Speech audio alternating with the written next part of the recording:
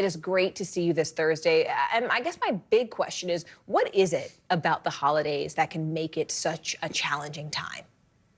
Good afternoon, Morgan. I think that it's really important to acknowledge that this time of year isn't always the happiest time of year for people, and that can be because people are experiencing loss or grief, or might be estranged from a family member. They might be feeling symptoms of depression, and also social media can have a huge impact on that for people. And commercials and Hallmark movies, this expectation that it is supposed to be the most wonderful time of the year.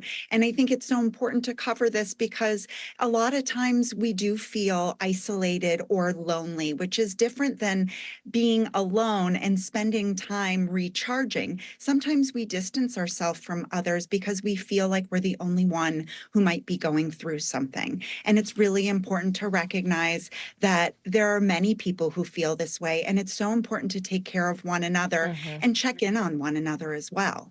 It's interesting because we were showing that graphic on how social media can really amplify those feelings when we're Mhm. watching people sort of show their highlights reels.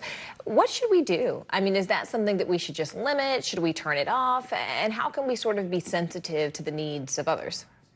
Sure. So I think social media can be a great thing for connection, but when we aren't feeling our best self, we do need to limit the amount of time we are spending on social media and comparing ourselves. I know, our family went out and got our Christmas tree over the weekend, and there was fighting going on, but we didn't post a picture of that. You see the picture of everybody smiling and maybe in matching outfits, and so we don't see what's underneath that, and we just need to give ourselves a reality check that we, as you mentioned earlier, complex human beings with many different feelings and situations, and we just need to be sensitive to that with one another. So, what do we do tactically and practically if we've got some holiday blues? What can we do to feel better?